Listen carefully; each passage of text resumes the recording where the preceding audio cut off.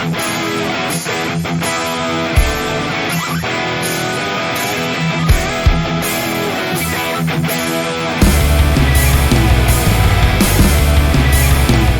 we're going to show you the functionality of our headstock. We designed these with the operator in mind. We wanted it to be easily modified so that if you need to change your center line height, or if you need to, while you're prepping the pipe for welding, we wanted to give you the ability while we're welding on headstock A to be prepping and loading and unloading with headstock B. So each headstock has a foot control that allows you to rotate the part while the other headstock is being used for welding. Another really important feature of this is the fact that our headstocks do have vertical centerline adjustment. You can see the threaded drive behind. We have a variable frequency drive motor at the base of this. This allows us the functionality, if we're welding something that's in the maximum OD range, to get that center line up as high as we can so that we can have as much of a branch or swing radius as possible, so that if we're welding something off of a T, we can have up to a 4-foot swing radius on this from your pipe.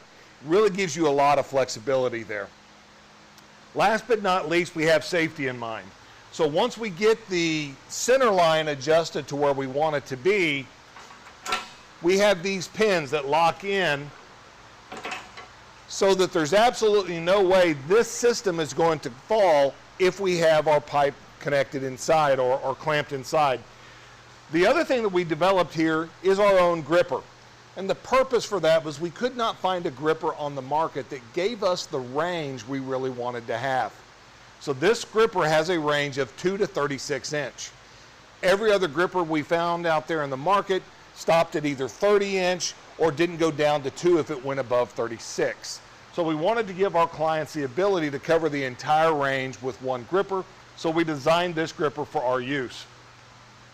Another really neat feature about our system is the fact that we actually have purging through the chuck or through the gripper. We have a line coming in through the back side of the system, and on the operator console we have a on-off switch for that purge going through the headstock.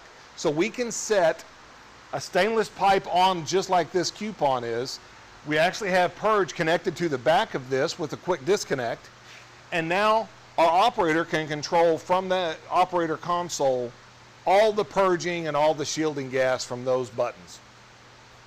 We do have as an option the ability to put an O2 meter on this system as well, so that if you want your weld to be restricted and only start after you reach a certain level of O2 percentage inside the pipe, we can set that so that, let's say you wanted 20 parts per million. We would set that value in the operator console, and then the arc would not strike until you've held that value for up to 5 seconds. Once it's held it for 5 seconds, it would give you the green light and you can strike your arc. Our goal again is to make consistency and effectiveness and efficiency something that just comes along for the ride with the ready to weld system. Your operator will have confidence in the fact that that ID is going to be white and have the appearance you're after on your alloy welds when you're purging the ID, because they can set that value on that O2 meter. But this gives you all the functionality of our headstock. And next we're going to look at our operator console.